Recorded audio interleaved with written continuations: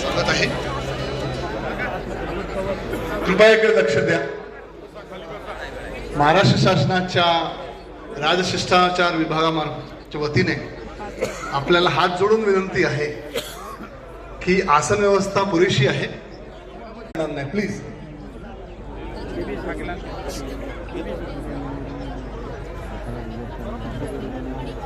Hello, कृपया chair उचलून पुढे आणू नका. मागे पुरेशी व्यवस्था करण्यात आलेली आहे.